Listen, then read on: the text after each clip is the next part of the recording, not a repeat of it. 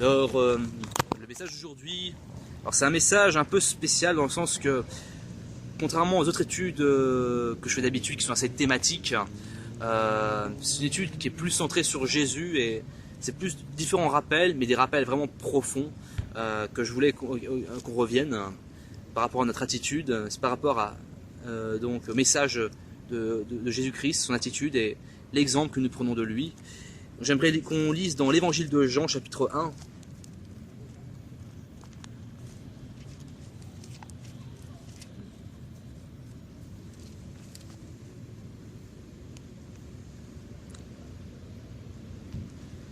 Et pourrais-je demander à Claire de lire versets 29 à 34, s'il te plaît.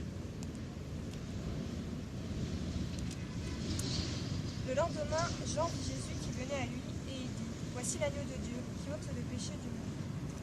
C'est celui dont je disais : Il vient après moi un homme qui est au-dessus de moi, car il était avant moi.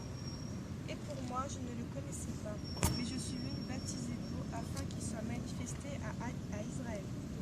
Jean rendit encore ce témoignage disant : J'ai vu l'Esprit descendre du ciel comme une colombe, et il s'est arrêté sur lui. Pour moi, je ne le connaissais pas, mais celui qui m'a envoyé baptiser d'eau m'a dit : Celui sur qui tu verras l'Esprit descendre et s'arrêter, c'est celui qui baptise du Saint-Esprit. Et j'ai vu et j'ai rendu témoignage que c'est lui qui est le Fils de Dieu. Amen. Donc c'est le passage où Jean-Baptiste lui donne une confession vraiment touchante, où lorsqu'il voit Jésus, il dit « Voici l'agneau de Dieu qui ôte le péché du monde ». C'est un témoignage très excellent de Jean. Il dit Jésus, c'est l'agneau de Dieu qui enlève donc le péché du monde. Et donc la voie de Christ, c'est la voie de la rédemption. Parce que Christ a pris les péchés du monde entier, il les a pris volontairement. C'est pas qu'on l'a forcé à le faire, parce que lui-même l'a fait de son propre chef. Il a dit lui-même, on ne m'ôte pas la vie, mais c'est moi qui la donne. Donc il a fait de son propre chef. Dans la vie, il y a deux types de vie. Il y a la vie de condamnation et la vie de rédemption. Il y a la vie de condamnation qui est de blâmer son péché sur les autres, sur les circonstances, et de blâmer les autres. Et il y a la vie de rédemption qui est d'apprendre à porter aussi la charge des autres, d'aider les autres à porter leur fardeau. Ça, c'est la vie de rédemption. Lorsqu'on comprend ces deux styles de vie, on peut alors comparer la vie d'Adam et celle de Jésus. Adam, il a vraiment eu cette attitude de condamnation. Lisons dans Genèse chapitre 3.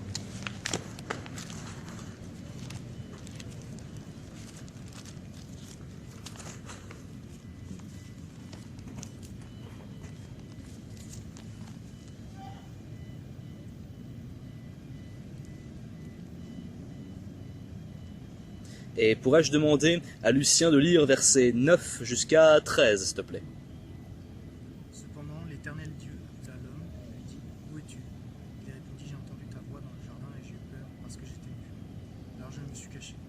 L'Éternel Dieu dit : Qui t'a révélé que tu étais nu ? Est-ce que tu as mangé du fruit de l'arbre dont je t'avais interdit de manger ? L'homme répondit : C'est la femme que tu as mise à mes côtés qui m'a donné de ce fruit et j'en ai mangé.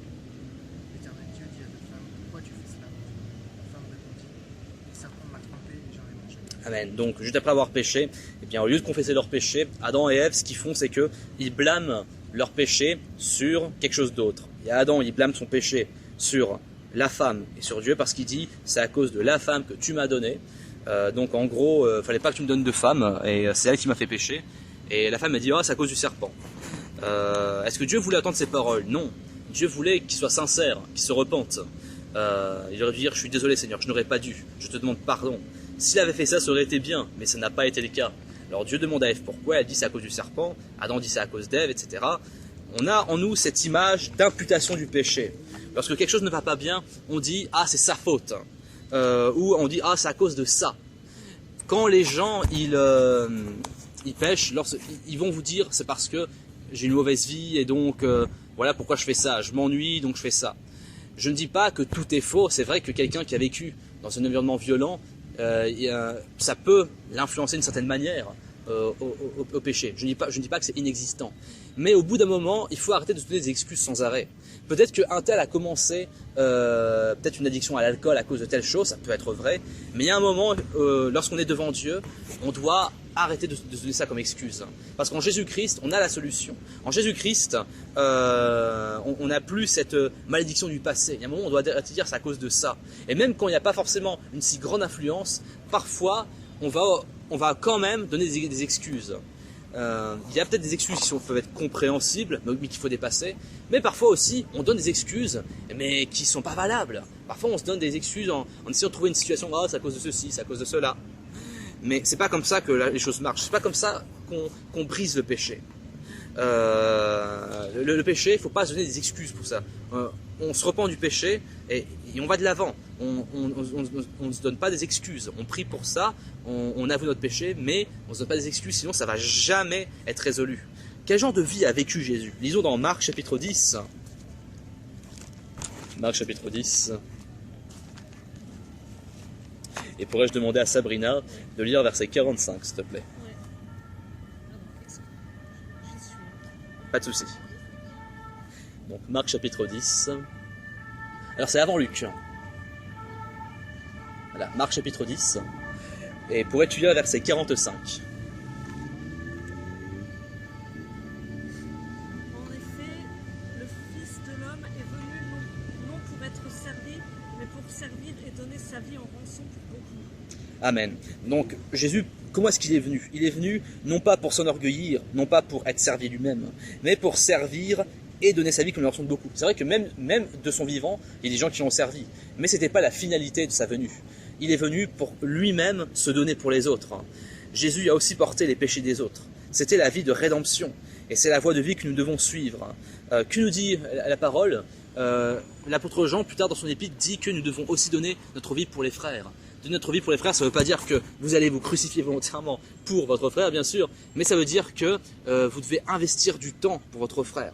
Pour le frère qui est faible dans la foi, vous devez investir du temps. Paul le dit, nous devons aussi supporter ceux qui sont faibles dans la foi.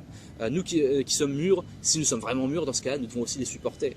Et même si on n'est pas forcément des gens qui ont 10 ans de foi, même si on n'a que quelques mois ou un an, nous devons apprendre à avoir ce dévouement envers les autres. C'est ça le vrai amour. L'amour, c'est d'abord de penser à l'autre. L'humilité, c'est quoi? L'humilité, c'est pas forcément penser de moi, je suis rien.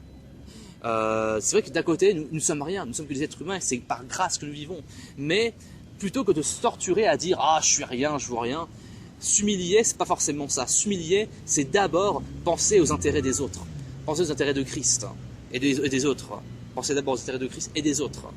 Et en faisant cela, c'est comme ça que nos relations se resteraient. Ça marche pour toutes sortes de relations, que ce soit frères, sœurs, mari et femme, ou même avec la famille.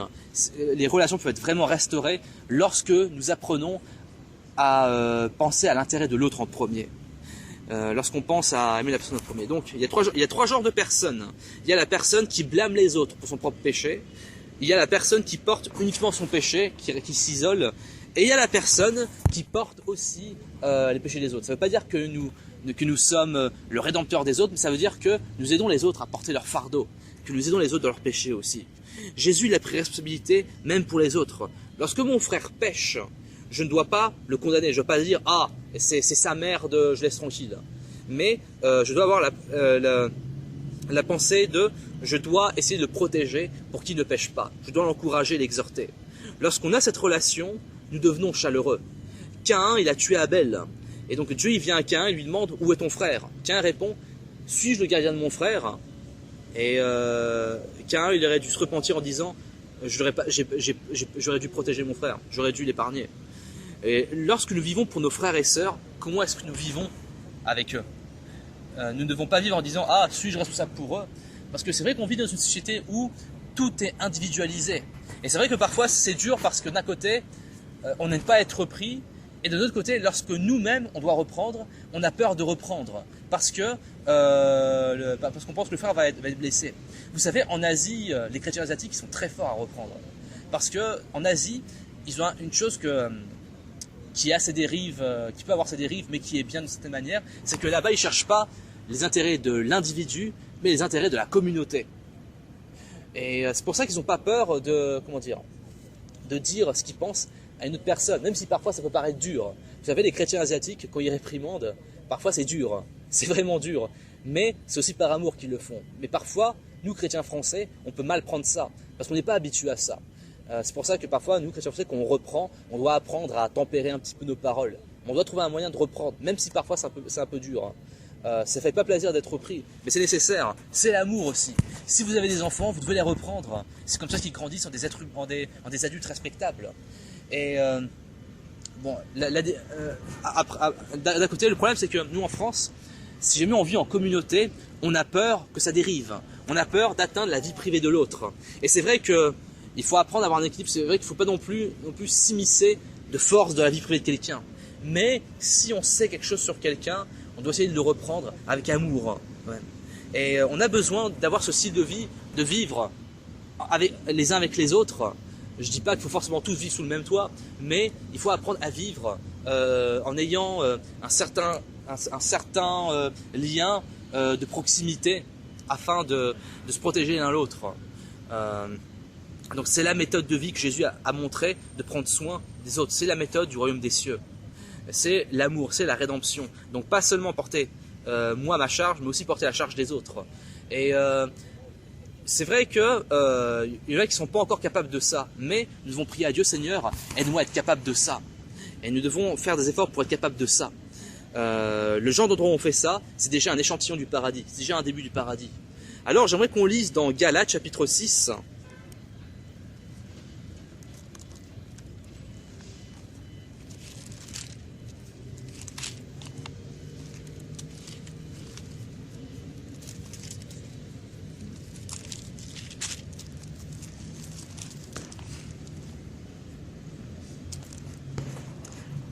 Et pourrais-je demander à Matthieu de lire verset 1, s'il te plaît. 1 et 2. Mes frères, lorsqu'un homme est surpris en quelque faute, vous qui êtes spirituels, redressez-le avec un esprit de douceur. Prends garde à toi-même, de peur que tu ne sois tenté toi aussi. Portez les fardeaux les uns des autres, et vous accomplirez ainsi la loi de Christ. Amen. Donc, souvent les chrétiens sont du style à bien connaître la parole, donc ils sont stricts. Plus on connaît la parole, plus on s'aperçoit des péchés des autres. Mais on doit utiliser la parole d'abord pour voir mon propre péché. D'un côté, c'est bien que la rigueur nous préserve, mais après on peut juger facilement. Il y a des chrétiens qui ont réussi, oui, à avoir une certaine rigueur, mais après ils ne doivent pas non plus manquer de l'amour. Ils disent, frère, si quelqu'un vient être surpris en faute, si vous êtes vraiment spirituel, dans ce cas-là, redressez la personne avec un esprit de douceur. Si vous êtes vraiment mature, si vous êtes mûr, si vous voulez vraiment prouver que vous êtes mûr, eh ben ne le prouvez pas en condamnant l'autre, mais en le redressant, en le reprenant avec un esprit de douceur. J'ai connu un frère qui a grandi super vite et qui malheureusement condamne les autres, parce qu'il voit que les autres, ils n'ont pas été libérés de certains péchés aussi vite que lui. Il me dit, ouais, un tel, il poste des trucs de Disney sur son mur, ouais, un tel, il poste des trucs de la télé sur son mur, ouais, enfin, il est très pharisien, il regarde le moindre petit truc, et il dit, je m'en sépare cela. Parce qu'il dit que la Bible dit ne pas avoir de lien avec quelqu'un qui se dit frère, mais qui est idolâtre, cupide, tout ça, mais Paul, il parlait par rapport à ceux qui sont volontairement dans ça, les gens qui sont volontairement dans l'impudicité, ceux qui sont volontairement là-dedans, et qui ensuite prétendent qu'ils sont frères, comme si de rien n'était, qui ne se repentent même pas. Ça, c'est un contexte particulier. Mais il y a des frères que, même s'ils sont chrétiens, eh ben, ils ont encore difficulté avec telle chose. Ils ne se rendent pas forcément compte. Ou alors, ils veulent s'en sortir. Mais parfois, ça ne marche pas toujours. Paul dit, il faut les redresser avec un esprit de douceur.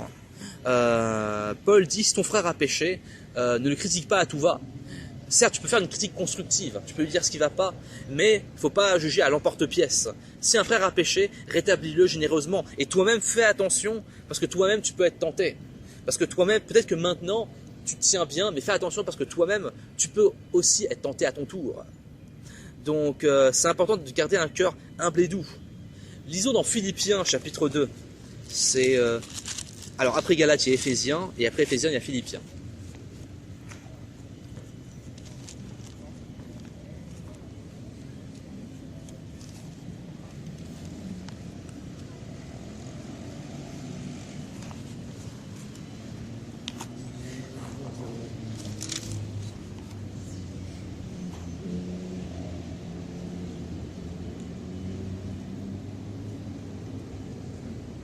Philippiens chapitre 2, et pourrais-je demander à Claire de lire verset 3, s'il te plaît. Ne faites rien par contestation ni par vaine gloire, mais que chacun de vous regarde les autres par humilité comme plus excellents que lui-même.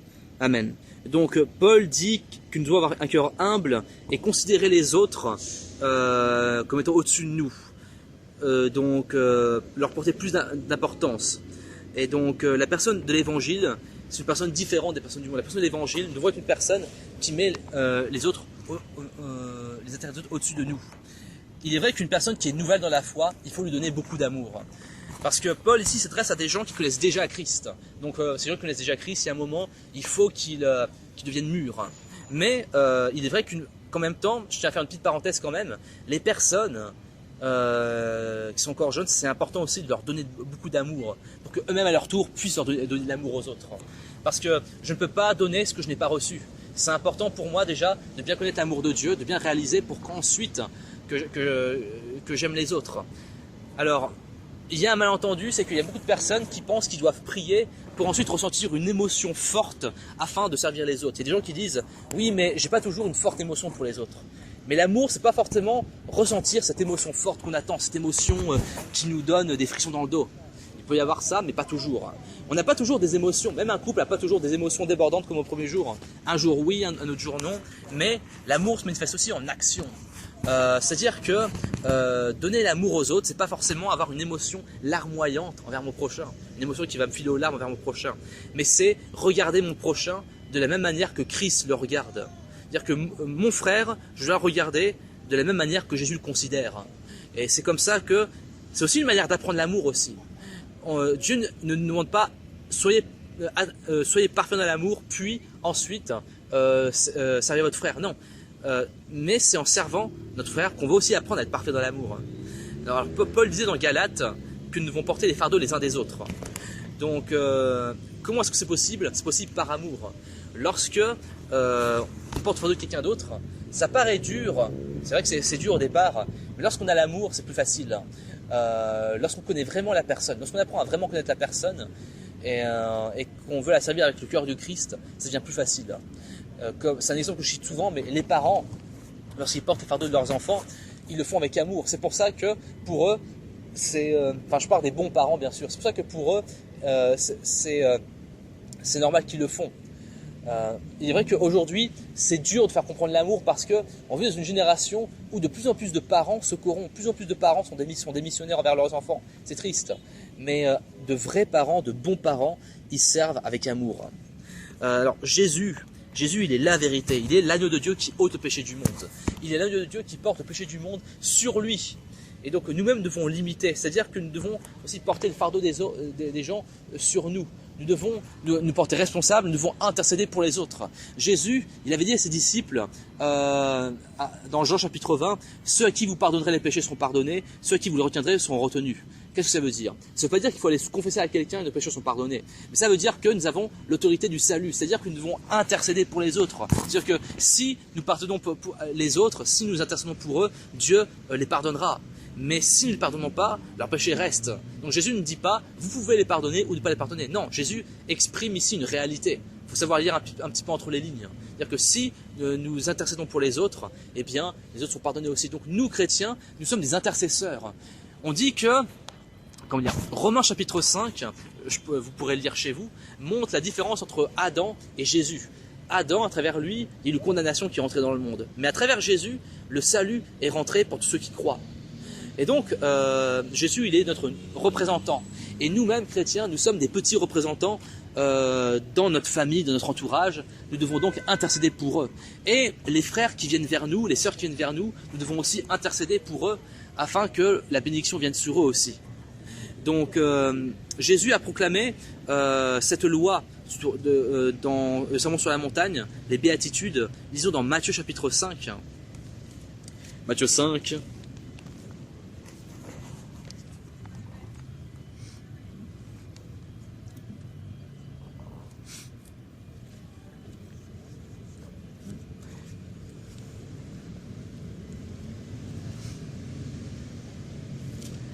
Matthieu 5, et pourrais-je demander à Lucien de lire verset 4, s'il te plaît? Heureux ceux qui pleurent, car ils seront consolés. Pardon, verset 5, excuse-moi. Heureux ceux qui sont doux, car ils hériteront la terre. Amen. Donc, en fait, c'était bien ça, verset 4, mais aussi verset 5.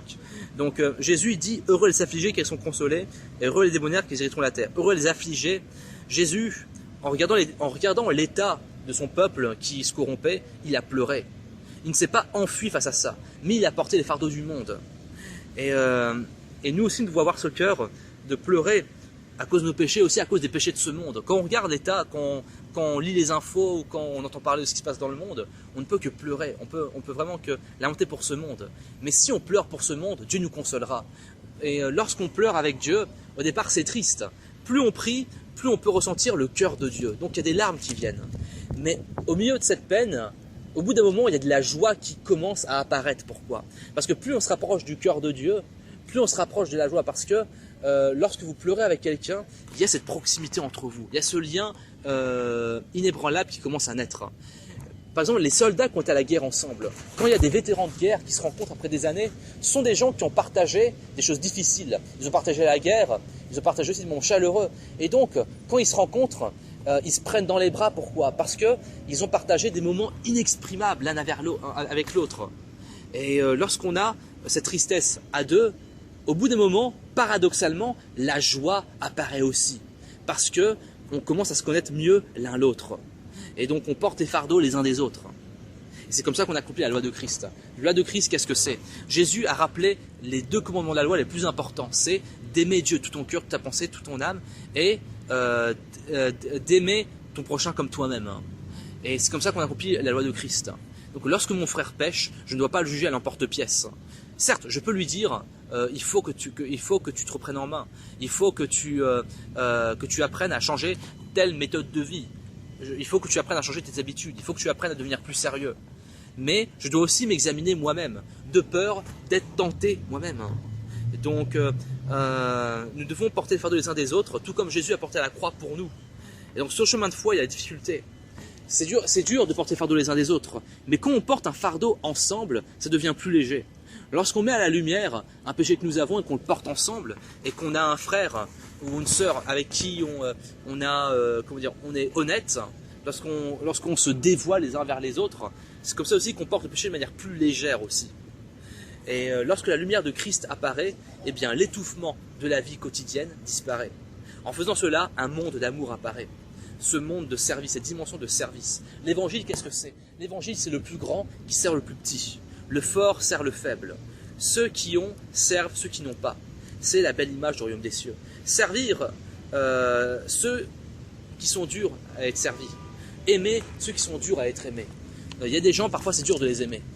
Mais lorsqu'on arrive à les aimer, c'est là vraiment qu'on peut être des personnes de Christ. Mais dans ce monde, les gens ne veulent pas servir, ils veulent être servis. Les gens ne veulent même pas porter leur propre fardeau. Ils veulent mettre leur fardeau sur le dos des autres. Ils veulent même faire porter leur fardeau aux autres. Et ils blâment les autres. Ah, c'est sa responsabilité. C'est sa faute, c'est pas ma faute. Même dans les relations hommes et femmes, le mari blâme la femme pour ceci, la femme blâme le mari pour cela. Et une fois, il y avait un pasteur que je connais, le pasteur qui a fondé la communauté, il conseillait un couple qui était en crise. Et le pasteur a dit, le mari disait, ah, la femme elle est comme ceci, elle est comme cela. Et la femme elle a dit, ah, il est comme ceci, il est comme cela. Et le pasteur a dit, il peut y avoir telle raison qui peut être vraie. Peut-être que ça peut être vrai que lui il a telle mauvaise habitude, que elle a telle mauvaise habitude. Mais il y a une racine pour tout, c'est le péché. Et c'est l'orgueil. C'est que, à cause de l'orgueil, on ne veut pas admettre son problème. On ne veut pas admettre qu'il y a des choses de nos vies qu'on devrait régler.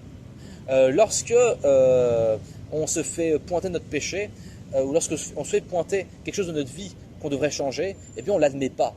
On blâme souvent l'autre, et c'est là que nos relations elles deviennent tendues. Parce que à partir du moment où on blâme l'autre et qu'on ne s'examine pas soi-même, eh bien on devient arrogant, et l'arrogance nous fait briser les relations. Donc l'amour, qu'est-ce que c'est? L'amour, c'est prendre responsabilité jusqu'au bout. Jésus a même aimé Judas jusqu'au bout, même jusqu'à lui donner le morceau de pain trempé.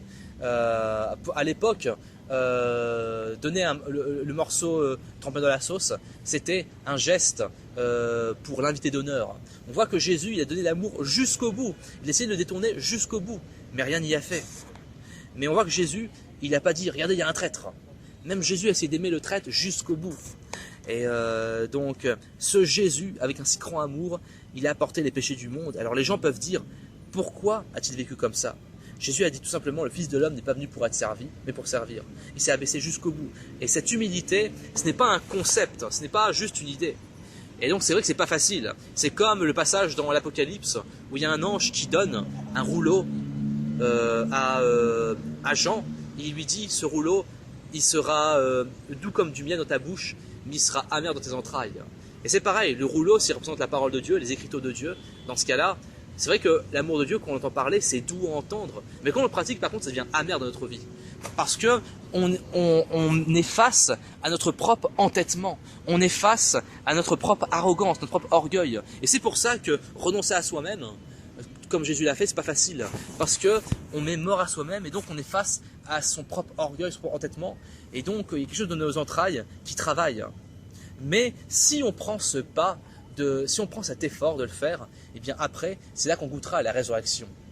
Et c'est une vraie discipline de vie. La discipline, qu'est-ce que c'est? C'est mourir à moi-même. Hier, je faisais des recherches sur la discipline. Sur Google Images, j'ai tombé sur une image très intéressante qui disait « La discipline, c'est privilégier ce que je veux le plus au lieu de ce que je veux maintenant. » Et quel est notre désir à nous chrétiens? Nous voulons ressembler à Christ, pas vrai? Mais sur le moment, là maintenant, on a envie de se servir soi-même plutôt que de servir l'autre. Et on dit, bon, je servirai l'autre plus tard. Et les jours passent. Aujourd'hui, on la vie, bah, je servirai Dieu plus tard. Et les jours passent, on se dit, ah, je suis pas encore prêt, je servirai Dieu plus tard. La discipline, c'est vraiment renoncer à soi-même, chercher les intérêts des autres, chercher l'intérêt de Christ aussi, et porter le fardeau des autres. Servir l'autre. Et parfois, servir, ça peut commencer par des choses toutes bêtes. Offrir quelque chose à quelqu'un, offrir un gâteau, offrir un service, offrir quelque chose, ça commence par ça. Et Dieu, après, il nous enseigne le service petit à petit. Et jusqu'à maintenant, dans ce monde, on vivait une vie de condamnation. Mais la vie de Jésus, c'est la vie de rédemption. En vivant comme ça, la vraie voie de la vérité sera ouverte à nous. Même si peu de gens la suivent, nous devons la suivre. Alors Jean-Baptiste, il dit, regardez, l'agneau de Dieu qui ôte le péché du monde. Et ce témoignage, il est vraiment splendide et incroyable. Comment témoigner de la vie de Jésus mieux que ça? Jésus, il est celui qui était l'agneau. Il n'était pas le tigre, il n'était pas le lion, mais c'était l'agneau sans puissance, obéissant. Bien sûr, Jésus reviendra comme un lion, mais il est venu comme un agneau sans puissance, qui n'a pas bronché face à ceux qui la tondent, qui tondent la brebis. La brebis, elle n'est pas forte. Une brebis, si on voit une brebis se mettre en colère, ça paraît drôle. Ça paraît marrant de voir un mouton qui se met en colère. Donc, il y a l'histoire de la multiplication des pains. Il y avait un petit garçon qui a donné tout ce qu'il avait. Il avait juste 5 pains et 2 poissons, 5 pains d'orge. C'était le pain des pauvres. C'était pas un pain, la baguette de Paris, la baguette approuvée par l'Élysée. À côté de chez moi, il y a la baguette approuvée par l'Élysée. Je vous jure que c'est vrai. Et donc, lui, il a donné juste ce qu'il avait. C'était pas grand chose, mais il a donné tout ce qu'il avait. Il s'est vidé. Donc quelque part, il a fait comme Christ parce qu'il s'est vidé. Mais à travers ce sacrifice, 5000 personnes ont été nourries. Et lui-même aussi. Donc s'il avait gardé ce pain pour lui, il aurait été nourri un petit peu, mais ensuite ça aurait été la limite. Les autres n'auraient pas été nourris. Mais parce qu'il s'est d'abord abandonné aux autres, eh bien les autres étaient nourris. Et lui-même aussi, puisqu'il fait partie des 5000. Et même qu'il en restait à déborder, puisqu'à la fin, il y avait 12 paniers qui restaient, 12 paniers de reste à la fin. Je voudrais qu'on lise un passage dans l'Exode, chapitre 3. C'est dans l'Ancien Testament, donc Exode, c'est juste après la Genèse.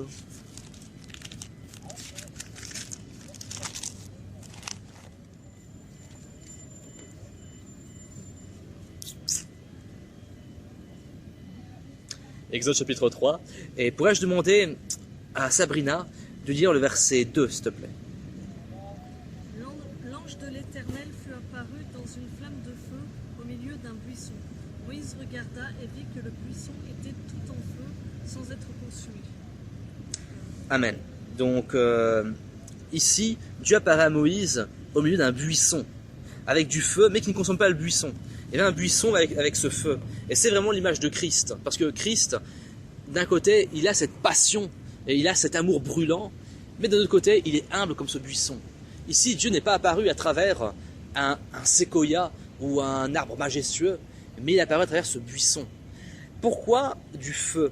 Lisons dans Jérémie chapitre 5. Donc le prophète Jérémie, c'est toujours dans l'Ancien Testament, c'est un peu plus loin par contre. Donc Jérémie chapitre 5.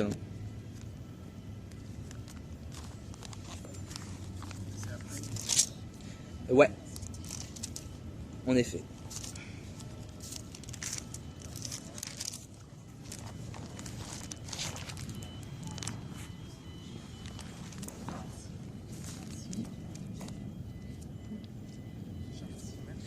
Chapitre 5.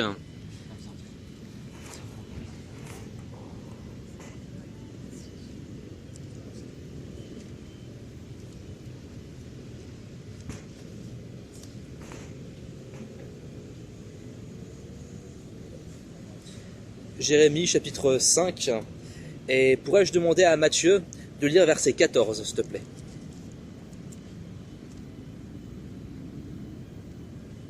C'est pourquoi, ainsi parle Yahvé, Dieu des armées, parce que vous avez prononcé cette parole-là, voici, je vais mettre mes paroles dans ta bouche pour y être comme un feu, et ce peuple sera comme le bois, et ce feu les consumera. Amen. Donc ici, c'est marqué que, ici Dieu fait une métaphore où il dit que sa parole est comme du feu, et ce peuple du bois, et ce feu les consume. Et Jésus lui-même, il avait dit, je suis venu pour mettre un feu sur la terre. Ça ne veut pas dire que Jésus, il a littéralement foutu le feu, des flammes à droite à gauche. Ça veut dire que sa parole était comme du feu. Et que nous-mêmes sommes comme du buisson. Et donc ici, ce buisson, le feu brûle, mais sans le consumer. Même si nous sommes insignifiants comme un buisson, si nous avons le feu de la parole, si nous sommes des gens qui sont ivres de l'Esprit de Dieu, eh ben, le Seigneur peut être révélé à travers nous. Lisons aussi dans Ésaïe, chapitre 53. Ésaïe, c'est juste avant Jérémie.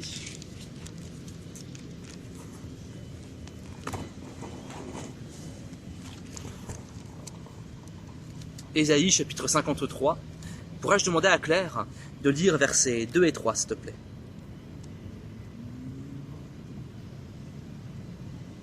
Il est monté devant l'Éternel comme un rejeton, comme une racine qui sort d'une terre desséchée. Il n'a ni beauté ni éclat qui nous le fasse regarder, ni apparence qui nous le fasse désirer. Méprisé, délaissé des hommes, homme de douleur et connaissant la souffrance comme un homme devant nous, qui on se couvre le visage, si méprisé que nous n'en faisions aucun cas. Cependant, Amen, c'est bon, ok. Je vais juste mettre l'accent dessus.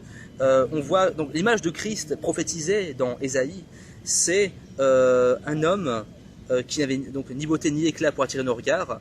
C'est un homme d'apparence, mais il n'était pas dans d'éclat. Et c'est marqué, nous l'avons dédaigné, nous n'avons fait de lui aucun cas. C'est marqué semblable à celui dont on détourne le visage, c'est-à-dire le genre de personne qu'on ignore. Et Jésus était comme ça, il était comme ce buisson qui est pas splendide. Si jamais vous allez voir les plantes, il y a des buissons, des arbres, vous allez plutôt regarder les arbres. Les arbres sont ici, il y a jamais un séquoia, vous allez faire attention à ça. Mais Jésus était semblable à celui à qui on ne porte pas attention. Donc il paraissait faible, mais il brûlait de la parole. Jésus n'avait pas de beauté pour attirer nos regards, mais la vérité, l'amour de Dieu brûlait en lui. Dieu a pu se révéler à travers la forme de Jésus. L'image de Jésus, c'est la brebis douce, ignorée, qui porte les péchés du monde. Et nous, on a tendance à vouloir éviter la croix, mais Jésus n'a pas évité. L'image de Jésus, c'est le point culminant de l'obéissance, à porter la croix jusqu'au bout. Et donc, dans les rituels de l'Ancienne Alliance, il y avait le sacrifice d'expiation. Donc le prêtre, il prenait un agneau ou un bouc et il disait « confessez vos péchés, c'est un agneau ». Donc les gens mettaient la main sur l'agneau, ils confessaient leurs péchés, j'ai fait ceci, j'ai fait cela. Et ensuite, ils renvoyaient l'agneau en dehors de la ville pour être tué par les loups. Et donc j'aurais dû mourir à cause de mes péchés, mais l'agneau, à ma place, a porté mon péché et celui de beaucoup de gens. Et il meurt pour moi. Mes péchés sont donc pardonnés par l'agneau. Et c'était la vie de Jésus. Jésus est mort à cause de mon péché. Il était l'agneau impuissant de Dieu. Je veux dire, bien sûr qu'il aurait pu être puissant. Jésus le dit à lui-même à Pierre, ne crois-tu pas, au moment où il s'est fait kidnapper, pas kidnapper mais capturer, ne crois-tu pas que je pourrais appeler des légions d'anges pour venir me secourir? Mais il était jusqu'au bout. Et donc il est mort de manière impuissante, physiquement parlant. Il a donné sa vie, est devenu rançon pour toute la race humaine. Et c'est de ça que Jean-Baptiste témoigne. Il est l'agneau de Dieu qui ôte le péché du monde. Et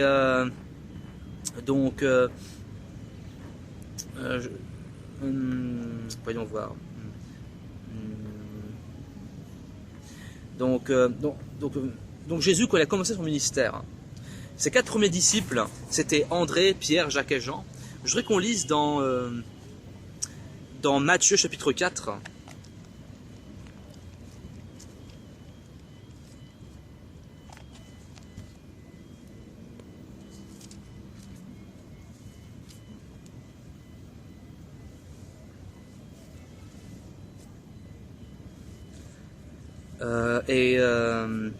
Pourrais-je demander, c'était à qui déjà, je ne sais plus. À toi, ok. À Lucien, de lire versets 18 jusqu'à 22, s'il te plaît. Comme il marchait le long du lac de Galilée, il vit deux frères, Simon, appelé Pierre, et son frère André, qui jetaient un filet dans le lac. C'était en effet des pêcheurs. Il leur dit, suivez-moi, et je ferai de vous des pêcheurs d'hommes. Aussitôt, ils laissèrent les filets et le suivirent. Ils allèrent plus loin, et vit deux autres frères, Jacques, fils de Zébédée, et son frère Jean, qui étaient dans une barque avec leur père Zébédée, qui réparaient leurs filets. Il les appela, et aussitôt ils laissèrent la barque et leur père et le suivirent. Amen. Donc, il y en a qui vont voir une petite contradiction avec l'évangile de Jean, parce que l'évangile de Jean montre la rencontre d'une manière différente. Mais c'est pas une contradiction, vu que Matthieu, son style, avait un style, comme un collecteur d'impôts, il écrit de manière très catégorique.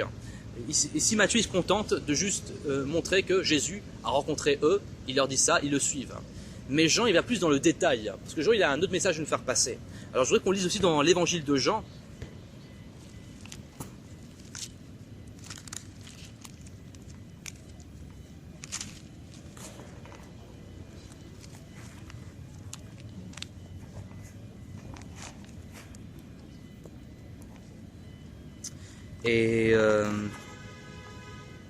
Et pourrais-je demander à Sabrina de lire Jean chapitre 1 ?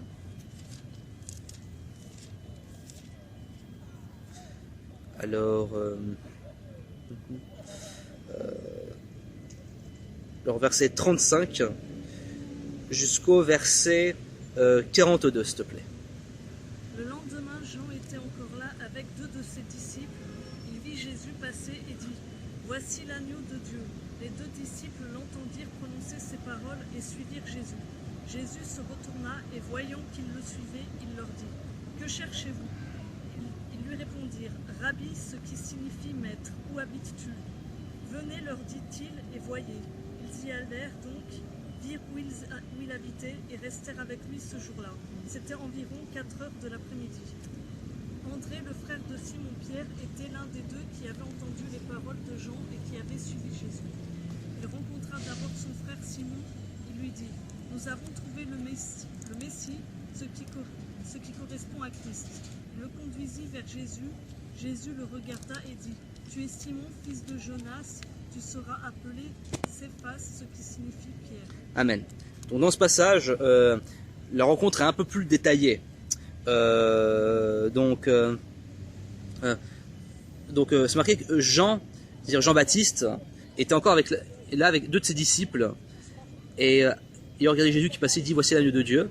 Et les deux disciples ont dire compter ces paroles. Et donc ces deux disciples, qui sont ces deux disciples ici? Plus tard, si vous lisez le reste du chapitre 1, ces deux disciples en question, eh bien, ce sont Jacques et Jean. À l'origine, Jacques et Jean, c'était des gens qui faisaient partie de la communauté de Jean-Baptiste.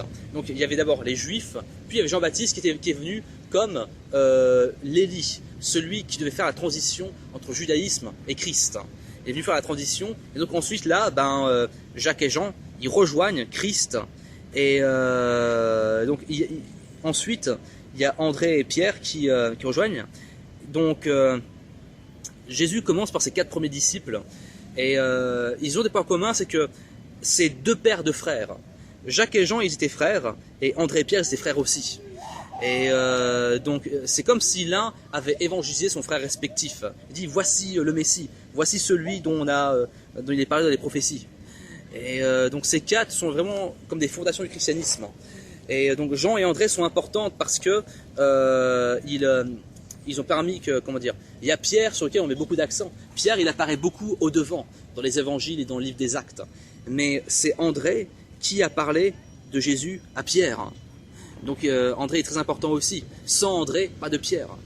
Et dans le passage de Matthieu, on voit qu'ils ont quitté leur bateau. C'est-à-dire qu'ils ont osé suivre Jésus, alors qu'à l'époque, si vous étiez pêcheur de poissons et que vous abonniez votre bateau, c'était la fin pour vous. À l'époque, on ne pouvait pas changer de métier aussi facilement. Même aujourd'hui, c'est pas forcément si c'est vrai. Mais je veux dire, aujourd'hui encore, il y a quand même plus de facilité de carrière qu'à l'époque. À l'époque, si vous étiez fils de un tel, vous étiez fils de un tel, et c'est tout.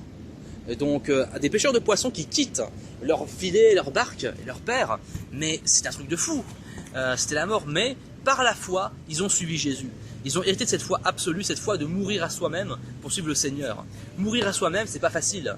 Ils sont morts à la carrière qu'ils envisageaient. Enfin, carrière, je sais pas si on pouvait appeler ça carrière, pêcheur à l'époque, parce qu'à l'époque, c'était vraiment une classe sociale basse à l'époque. Aujourd'hui, bon, les pêcheurs de poissons sont utiles pour l'industrie agroalimentaire l'industrie alimentaire pour recevoir les poissons qu'on mange dans nos assiettes. Mais à l'époque, c'était vraiment une classe sociale basse, quoi. Mais malgré tout, ils ont tout quitté pour Jésus. Et donc Jésus, il avait dit de Jean que Jean-Baptiste était excellent. De tous ceux qui sont nés de femmes, il n'y a pas de plus excellent que Jean-Baptiste. Mais néanmoins, dans le royaume des cieux, le plus petit est plus grand que lui. Pourquoi? Parce que Jésus il est venu ouvrir une dimension bien plus grande. D'abord, il y avait les Juifs, il y avait la dimension de la loi. Ensuite, il y avait Jean-Baptiste qui était comme la transition. Et puis ensuite, il y a Jésus qui est venu pour ouvrir la nouvelle ère du royaume des cieux. Donc dans ce passage que Sabrina a lu, Jésus demande à Jean et Jacques, que voulez-vous? Et qu'est-ce qu'ils répondent? Ils demandent, où demeures-tu? Où demeures-tu? C'est assez profond comme question. Quel genre de vie vis-tu en fait? Quelle est ta vie? Donc Jésus dit, venez et voyez. C'est très mystérieux comme passage. Jésus leur montre, voici comment je vis. Regardez comment je vis. Je ne vis pas comme les gens du monde. Je vis cette vie où je n'ai pas de tête où me reposer. Il y avait des gens qui sont venus voir Jésus dans Luc chapitre 9, pour lire chez vous. On a déjà étudié ce passage, on le réétudiera un de ces quatre. Et qui dit, Seigneur, je te suivrai partout. Et Jésus leur répond, est-ce que tu es sûr? Parce que les renards ont des tanières et les oignons ont un nid, mais le Fils de l'homme n'a pas d'endroit où reposer sa tête. Ça ne veut pas dire que vous serez SDF, bien sûr, mais ça veut dire que la vie chrétienne n'est pas de tout repos. Parmi les gens de foi, il y a des gens qui demandent des choses à Dieu, mais ces deux personnes-là, la question qu'ils posent à Jésus, c'est une question de haut niveau. Beaucoup de personnes, s'ils voyaient Jésus, ils diraient « Oh Jésus, donne-moi un miracle, donne-moi l'argent, donne-moi le succès ». Mais Jésus leur montre sa vie, Jésus leur montre la vie de sacrifice. Jésus leur montre la vie une vie qui est radicalement différente. Et ces deux disciples, eh bien, ils accèdent à un tout autre niveau. Il y a beaucoup de personnes qui sont dans des églises, que ce soit catholiques ou protestantes, mais qui sont limitées, qui veulent servir Dieu, mais qui ne savent pas comment, et qui sont limitées parce que l'église ne leur apporte rien de plus. L'église leur prête juste des messages génériques, et c'est tout. Il y a beaucoup de personnes qui ont soif de plus pour Dieu, qui ont soif d'avoir une vie plus abondante, abondante. Je parle d'abondance de la grâce de Dieu. Ils ont soif d'une vie avec plus d'amour, mais ils ne connaissent pas pourquoi, parce qu'ils ne connaissent pas le plein évangile. Alors Jésus, il veut trouver ces gens-là.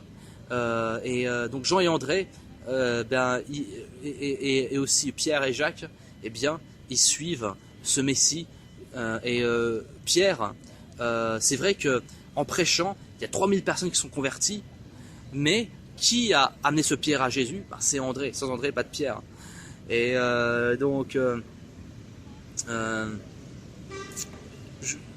aussi, lorsqu'il y avait ce jeune homme dans Jean chapitre 6 qui offre 5 pains et 2 poissons, qui a trouvé ce garçon? C'était André. C'est André qui a amené ce garçon à Jésus pour lui dire, voici un garçon qui donne 5 pains et 2 poissons, mais qu'est-ce que c'est? C'est pas grand chose. Donc l'histoire de Dieu est héritée comme ça, par ces gens qui ne sont pas forcément au devant. André, il n'avait pas le titre honorifique qu'on donne à Pierre aujourd'hui, mais il est important dans l'histoire de Dieu. Et donc de même, on a tous de l'importance dans l'histoire de Dieu. Peut-être que, est-ce que vous serez pasteur ou non, je ne sais pas, mais même si vous n'avez pas le titre de pasteur extérieurement, ou de missionnaire, ou de chantre, ou je ne sais quoi, eh bien, vous avez quand même de l'importance, même si vous n'êtes pas sur le devant. Il est vrai qu'il y a des gens qui sont sur le devant, parce qu'il y a des gens parfois qui ont la responsabilité de guider des brebis. Il y a des gens qui sont dans la place d'un berger qui a pour responsabilité donc de guider un troupeau, mais c'est pas pour autant que le reste du troupeau n'est pas important. L'histoire de Dieu, elle est héritée comme ça, même à travers ces gens qui sont dans les coulisses. Souvent, les coulisses sont parfois plus importantes encore que que ce qui paraît à l'extérieur. Par exemple, une bague en diamant, c'est surtout le diamant qu'on montre. Le diamant, il est brillant, il est beau, mais il est soutenu par l'anneau. Et lorsque vous faites un film, on voit les acteurs et on félicite les acteurs, mais sans les techniciens derrière, sans les producteurs des effets spéciaux, sans les caméramens et sans le staff qui sculpte la lumière, mais ces acteurs, ils ne marcheraient pas sur le tapis rouge d'Hollywood. Donc, ce que je veux dire par là, c'est que, comme l'a dit Paul, Paul a dit, laissez-vous attirer par ce qui est humble. C'est-à-dire que même si Dieu éventuellement peut vous appeler plus tard à prêcher devant des foules, eh ben, Dieu veut d'abord nous faire commencer par le test d'humilité. La vie en Christ, c'est quoi? Ce n'est pas forcément d'être béni à vous. Enfin, Dieu veut nous bénir, mais la bénédiction, c'est pas forcément la belle voiture, la belle maison, tout ça. Oui, Dieu peut nous bénir, mais même s'il nous bénit, Dieu nous bénit pour ensuite bénir les autres. On parle beaucoup de la controverse sur l'évangile de prospérité. Il faut remettre les choses à leur place. Dieu n'est pas forcément contre la prospérité, mais il est contre la mondanité. C'est différent.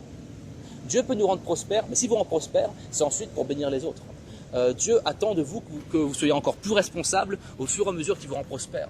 Si Dieu vous rend prospère, eh bien, cette prospérité doit être utilisée pour son œuvre. Donc, je connais des gens où je vois clairement que Dieu les a rendus prospères, mais c'est ensuite pour reverser à faire des séminaires où il y a des missionnaires qui sont vraiment formés, d'une manière sérieuse, ou faire des orphelinats, ou faire d'autres choses, mais des choses qui servent vraiment. Pas pour s'acheter 3 Porsche et 2 villas, enfin bref, je vais pas m'étendre là-dessus. Mais tout ça pour dire que c'est important donc de bien retourner à l'essentiel du message de Christ. Christ, c'est d'abord meurs à toi-même pour ensuite ressusciter. Christ, il est mort, ensuite il est ressuscité. Et nous, chrétiens, on veut la gloire. Mais la gloire, elle passe d'abord par la croix. Et ensuite, si on passe par la croix, on connaîtra la gloire selon Dieu, pas selon les hommes. Dans Josué, chapitre 1, lorsque Josué est sur le point de se mettre en route pour le pays de Canaan, Dieu lui dit médite la parole et ne t'en détourne pas, et c'est alors que tu auras du succès dans tout ce que tu prendras. Oui, Dieu peut donner du succès, mais c'est du succès dans une certaine optique. C'est pas du succès selon ce que le monde dit. Donc Dieu n'est pas contre la prospérité, mais il est contre la mondanité. Et donc nous devons revenir aux choses simples. Nous devons revenir à l'évangile simple, qui est de mourir à soi-même, mais dans le fait de mourir à soi-même, ça donne peur au départ. Parce qu'on est tellement habitué à se glorifier soi-même. Mais quand on sert les autres, c'est là qu'il y a une vraie joie qui transparaît. Une joie qui est mystérieuse. Et cette joie vient de par l'amour. Quand vous aimez quelqu'un, vous servez cette personne. Par exemple, il y a les féministes qui se plaignent parce que la Bible dit que la femme doit être soumise à son mari. Mais il est aussi dit au mari d'aimer sa femme comme Christ a aimé l'Église. Et donc, si votre mari vous aime de la même manière que Christ, en se donnant pour vous, eh bien naturellement, vous aurez envie de vous donner pour lui. Lorsque vous connaissez l'amour, c'est là que vous donnez pour l'autre. Le problème, c'est qu'il y a beaucoup de chrétiens qui ne savent plus pourquoi ils servent. Il y a beaucoup de chrétiens qui ont peut-être bien commencé, mais qui ont perdu la vision des choses. Ils ont perdu l'optique de pourquoi est-ce qu'ils servent. Alors ils se lassent. Pourquoi est-ce qu'on se lasse dans la vie chrétienne? Parce qu'on a perdu la raison pour laquelle on sert. On a perdu la raison pour laquelle on sert Dieu. Un pasteur que je connais beaucoup, son secret pour ne pas se fatiguer facilement dans la vie de foi, c'est qu'au lieu de penser à ce qu'il fait pour Dieu, il pense d'abord à ce que Dieu a fait pour lui. C'est important déjà de vous rappeler qu'est-ce que Dieu a fait pour moi, et c'est alors que naturellement, je me dirais, mais c'est normal que je serve Dieu. Jésus qui s'est sacrifié pour moi, pourquoi est-ce que je ne servirais pas? Et Paul, avant de commencer son ministère, il a d'abord milité longtemps. C'est pas très explicité dans Actes, mais dans la première lettre aux Galates, il n'y a qu'une seule lettre aux Galates d'ailleurs, je voulais dire le premier chapitre aux Galates, excusez-moi. Dans le premier chapitre aux Galates, il dit, avant de commencer son ministère, lorsqu'il était à Damas, eh bien, il était aussi en Arabie. Il y a des gens qui vont dire c'était pour évangéliser les païens. Mais Paul, il n'a pas commencé à évangéliser les païens tout de suite. Et surtout que Paul, je l'imagine mal, en tant que nouveau spirituel, allait évangéliser dans une région dure comme l'Arabie à l'époque, vers les païens. C'est plus tard qu'il a évangélisé les païens. Mais qu'est-ce qu'il a fait? Vu que l'Arabie c'était quand même désert, il n'y avait quand même pas grand monde là-bas, si je reçois la grâce de Dieu, moi qui étais un ennemi de Dieu, que je reçois sa grâce, si je vais dans un endroit désert, c'est pourquoi? Certainement pour méditer là-dessus.